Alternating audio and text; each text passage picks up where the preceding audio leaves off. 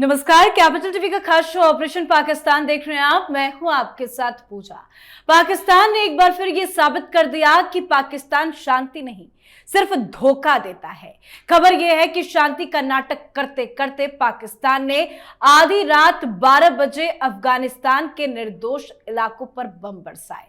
पाकिस्तान ने 12 बजे रात के सन्नाटे में अफगानिस्तान के कई इलाकों में हमला किया, जिसमें 10 मासूम बच्चे, उनकी सांसें भी नहीं बची और कई बुरी तरह से जख्मी भी है। जले हुए घर, चीखे और राख बन चुका कई इलाका, यह है पाकिस्तान का असली चेहरा।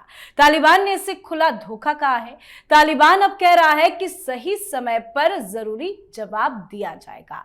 अफगानिस्तान तालिबान ने बदले की कसम खा ली है। साथ ही पाकिस्तान की इस हरकत से भारत को भी मौका मिल गया है कि पाकिस्तान के आतंकवाद के चेहरे को दुनिया के सामने फिर से बेनकाब किया जाए। भारत अब पूरी तरह से तैयार है। भारत आतंकवाद का पाकिस्तानी नेटवर्क उजागर करेगा।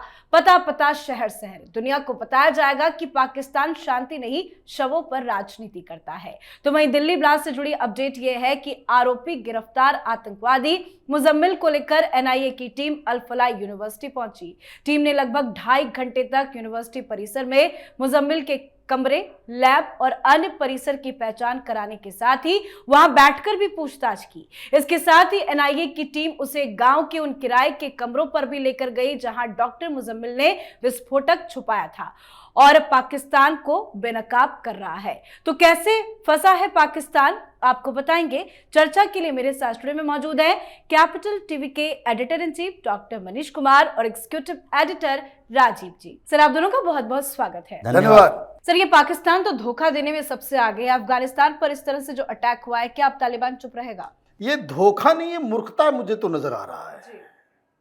वो मूर्खता इसलिए कि अब तो हिंदुस्तान को सीधे सीधे अब ठोकना चाहिए। कारण ये है कि आपने अफगानिस्तान के ऊपर हमला कर दिया। क्या कारण बता रहे हो?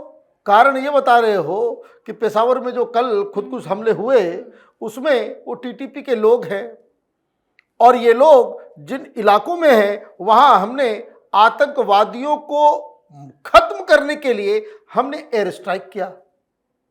3 जगह स्ट्राइक किया आपने। 10 लोग मारे, 9 बच्चे, जिसमें 4 लड़के, 5 लड़कियां और 1 महिला मरी है। ये आतंकवादी का डिफिनेशन है इस कायर मुनीर के सामने। अब तालिबान ये कह रहा है कि भाई ये तो अभी एक टीम तुर्की से आने वाली थी, इस्लामाबाद में बातचीत होनी थी। आप बातचीत के लिए तैयार भी अपने आप को बताते हो, चीजों को डिप्लोमेटिकली सॉल्व करने की भी बात करते हो और बीच बीच में आप हमारे सॉवरेनिटी के ऊपर हमला कर देते हो। तो ये जो हमला हुआ, तालिबान ने कहा ये बारबरिक है। टीटीपी ने कहा कि इसका तो हम बदला लेंगे। बच्चों को आप मार के बच नहीं सकते।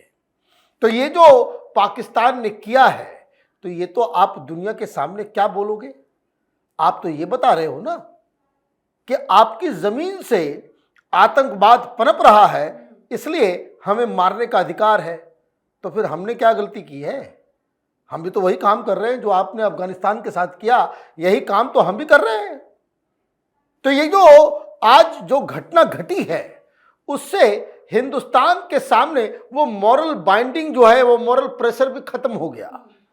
अब घुस के मारने का समय पाकिस्तान को बिल्कुल आ गया है। बिल्कुल, जो पाकिस्तान ने किया है सर, उससे तालिबान तो चुप नहीं बैठेगा। अब क्या पाकिस्तान पे कभी भी अटैक हो सकता है? एक और चीज समझाइए कि भारत इस मौके का कैसे फायदा उठाएगा? देखिए, अफगानिस्तान का काम केवल इंगेज करना है पाकिस्तान को, क्योंकि अगर अफगानिस्तान और पाकिस्तान के बीच के युद्ध की बात सोचे तो पाकिस्तान की आर्मी, पाकिस्तान का एयरफोर्स, ये दोनों ही अफगानिस्तान से ज़्यादा मजबूत है।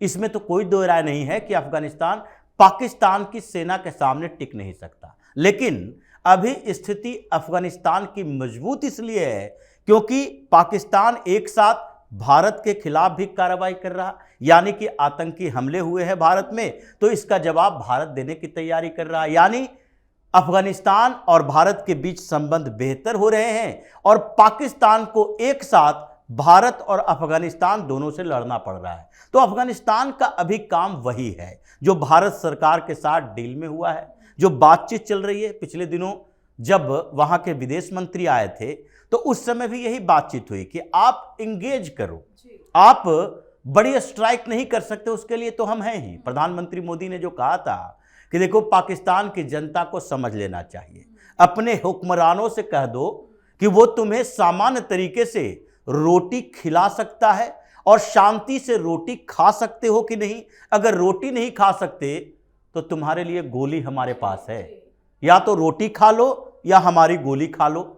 यही बात स्थिति अभी आ रही है सामने कि अगर अफगानिस्तान इंगेज करता है पाकिस्तान को, अफपाक बॉर्डर पर पाकिस्तान और अफगानिस्तान के बीच झड़प होती है, ये पाकिस्तान के पास औकात नहीं है कि अफगानिस्तान में घुस जाएगा, उस पर कब्जा कर लेगा, क्योंकि ये तो अमेरिका भी नहीं कर पाया। अफगानिस्तान में लंबे समय तक युद्ध चलता रहा, लेकिन फिर भी अमेरिका परेशान हो गया इस बात से कि तुम एक जगह स्ट्राइक करोगे, हमले करोगे, दूसरे जगह से अफगान लड़ा के आएंगे और तुम्हारा एक बेस उड़ाकर चला जाएगा जो सुसाइड बमर होगा। तो इसलिए अफगान के लड़ाकों को कमतर करके नहीं आंका जा सकता। ये तो ब्रिटेन भी अफगानिस्तान को जीत नहीं पाया। ये जो ब्रिटेन के साथ भारत और अफगान के बीच युद्ध हुआ था, जिस समय ब्रिटिश सरकार हुआ करती थी, वो भी अफगानों को जीत नहीं पाया। ये पाकिस्तान की क्या औकात है। तो इसलिए आपस में उलझे रहो और एक सबूत देते रहो। ये पाकिस्तान बौखलाएगा। जैसे अभी एयर स्ट्राइक किया, भारत के लिए एक मौका मिल गया कि जब तुम अफगानिस्तान की धरती से आतंकवाद बर्दाश्त नहीं कर सकते, जो तुम्हारा आरोप है, तुम्हारे पास कोई इसकी जानकारी पुख्ता सबूत नहीं है, तुम ये बताओ कि टीटीपी के कितने कैंप अफगानिस्तान से चल रहे हैं, ये नहीं बता सकते।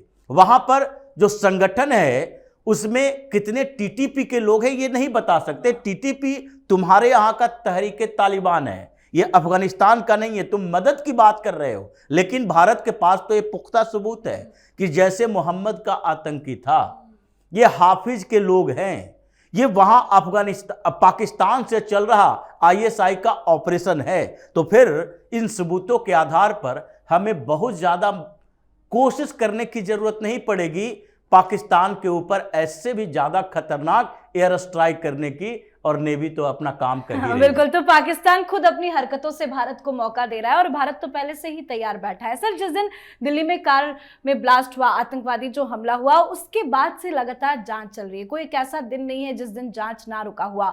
अब क्या ताजा अपडेट और ताजा खुलासे हुए हैं इस जांच में? देखिए, जो राजीव कह रहे हैं कि अब हमारे पास मौका आ गया है, मौका आ गया है पाकिस्तान को सबक सिखाने का। नेवी हो कि एयरफोर्स हो कि आर्मी हो, सारे एक्सरसाइजेस जो है वो चल रहे हैं और अब पुख्ता सबूत भी मिल गए हैं कि जो दिल्ली के अंदर ब्लास्ट हुआ और उसकी जांच इस मुकाम तक पहुंच गई है कि आईएसआई के हैंडलर्स ये डॉक्टरों का एक गैंग बना करके हिंदुस्तान में कम से कम 200 जगहों पे ब्लास्ट करने का पूरा नेटवर्क इन लोगों ने खड़ा कर दिया था। और ये सिर्फ कहीं सुनी बात नहीं है, तमाम डिजिटल फुटप्रिंट्स मिल गए हैं। एक आईएसआई ऑपरेटिव, और इस बात को समझिए, 200 जगह पे ब्लास्ट करना है, हजारों केजी जो विस्फोटक है उसको इकट्ठा करना है, डेटोनेटर्स लाना है, टाइमर्स लाना है। ये सारी चीजें ऑलरेडी पाकिस्तान की ओर वो पहुंच गया है जांच कि कहां से आ रहा था, कैसे ड्रोन से हथियार आ रहे थे, डेटोनेटर्स ड्रोन से आ रहे थे, कैसे नेपाल के रास्ते आईएसआई के ऑपरेटिव। लेकिन एक बात समझने की है कि इतना बड़ा प्लान बन रहा है विदाउट एनी इंस्टीट्यूशनल सपोर्ट, बिना किसी टेक्निकल सपोर्ट, बिना इकोनॉमिक सपोर्ट, इतने बड़े प्लान को अंजाम नहीं दिया जा सकता। तो इसके पीछे कौन है? अब जांच में ये लोग खुद बता रहे हैं कि 4 लोगों का नाम आया है जो डायरेक्टली पाकिस्तान से जिनका लिंक निकल रहा है।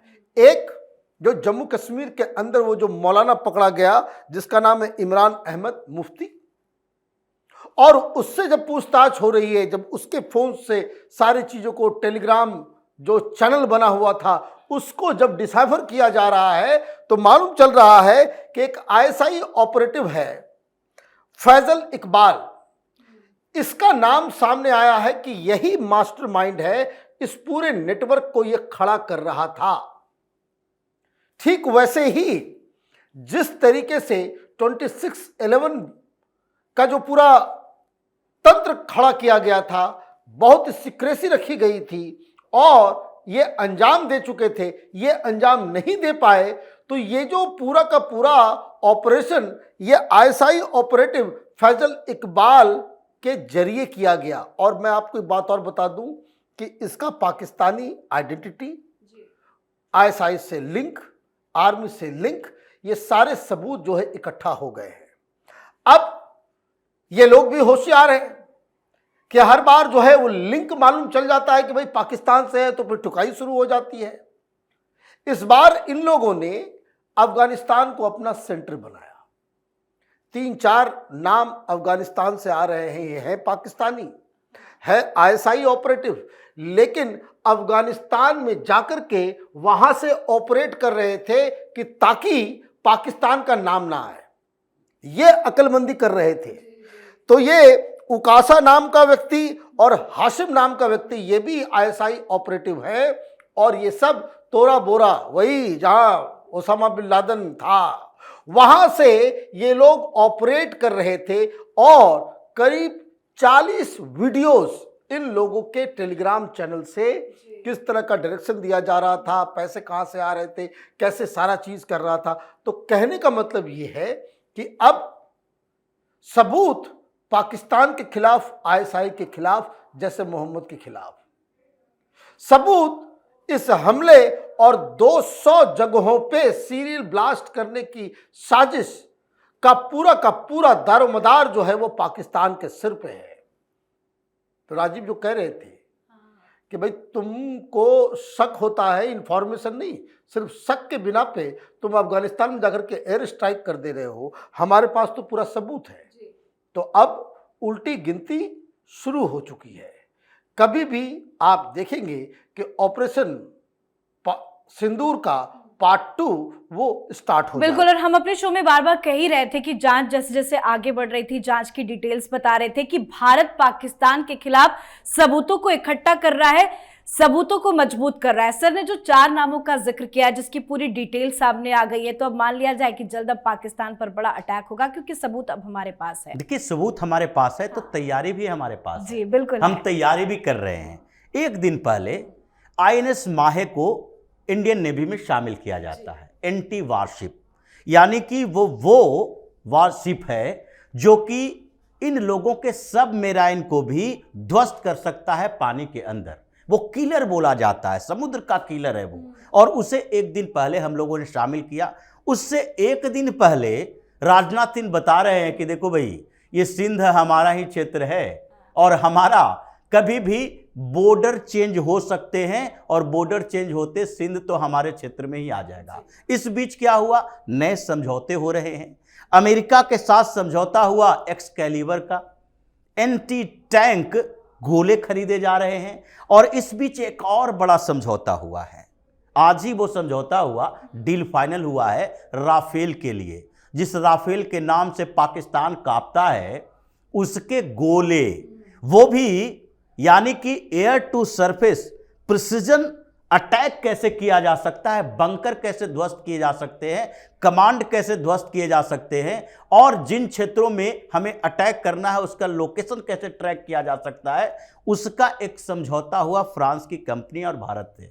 भारत की बेल, जो भारत इलेक्ट्रॉनिक्स लिमिटेड है, उसने समझौता किया कि अब राफेल से बम उड़ाने वाला, बंकर उड़ाने वाला जो हैमर है, जिसकी ताकत का अंदाजा पाकिस्तान क्या अमेरिका को भी है, हैमर का उत्पादन अब भारत के अंदर होगा और ये जल्दी ही उत्पादन शुरू हो जाएगा। टेक्नोलॉजी का ट्रांसफर हो गया है, ज्वाइंट वेंचर बन गए हैं और हैमर बनाने के लिए कोई 2 साल 1 साल नहीं लगता, क्योंकि ये गोला बारूद है, ये कोई जेट नहीं है। जेट पहले से हमारे पास है, उसमें इस्तेमाल करने वाले मिसाइल बनाए जा रहे हैं। और हैमर वो है जो कि 70 किलोमीटर दूर, बॉर्डर से भी 70 किलोमीटर दूर, हम 70 किलोमीटर तक के टारगेट को भेद सकते हैं। यानी भारत सरकार की तैयारी, अगर मोदी की तैयारी की बात करें, इंडियन नेवी पूरी तरह से तैयार है। और जैसे राजनाथ सिंह बार बार जिक्र कर रहे हैं, लगता है इस बार नेवी को भी मौका मिलेगा। एयरफोर्स अपनी ताकत और बढ़ा रही है। आर्मी चीफ बार बार कह रहे हैं ऑपरेशन सिंदूर फिर से चालू होगा, और अभी पाकिस्तान का क्या हश्र होने वाला है वो अभी से सोचना शुरू कर दे। मतलब हमारे पास तीनों सेना तैयार है। और पाकिस्तान के तीनों सेना की स्थिति क्या है? अभी जब से मुनीर फील्ड मार्शल बना और इतना ताकतवर बना है, अभी पाकिस्तान का नेवी और पाकिस्तान का एयरफोर्स, ये दोनों के चीफ उससे चिढ़े हुए हैं। अभी 2-3 रिपोर्ट आई है। ब्लूमबर्ग की रिपोर्ट है जिसमें साफ तौर पर कहा गया है कि पाकिस्तान के तीनों सेना में कोऑर्डिनेशन नहीं है। वो लोग यानी एयरफोर्स और नेवी नहीं मानते कि ये मुनीर हम लोगों को डिक्टेट करे। हमारी अपनी स्वतंत्रता स्वच्छंदता होनी चाहिए। ये पाकिस्तान की आर्मी का कंट्रोल रखे, एयरफोर्स का कंट्रोल नहीं रख सकता। इसलिए उसका कोऑर्डिनेशन ही नहीं बन पा रहा है। और अभी हमारी जो तैयारी अभी से इतनी तेजी से चल रही है, लगता है कि जल्द ही प्रधानमंत्री मोदी एक और रिकॉर्ड बनाने वाले हैं जिसमें आधा पाकिस्तान खाली होगा। बिल्कुल, तो हमारी तीनों सेना तैयार है, भारत तैयार है और पाकिस्तान की उल्टी गिनती शुरू होने वाली है। बहुत बहुत धन्यवाद सर आप दोनों का। धन्यवाद। तो दिल्ली कार ब्लास्ट की जांच एक दिन भी नहीं रुकी है। हर दिन नए नए खुलासे हो रहे हैं और हर बीतते दिन पाकिस्तान बेनकाब हो रहा है। और अब तो पाकिस्तान के खिलाफ पुख्ता सबूत भी मिल गए हैं। साथ ही भारत की सुरक्षा एजेंसियों ने लगातार कर रही है कि पाकिस्तान आतंकवाद की फैक्ट्री है। आज पाकिस्तान की मिट्टी उस बात पर मुहर भी लगा रही है। पाकिस्तान ने जो अफगानिस्तान में किया है उसका अंजाम अब काफी बुरा होता नजर आ रहा है। तो आप भी अपनी राय कमेंट करके लिखिएगा। देखते रहिए कैपिटल टीवी। नमस्कार।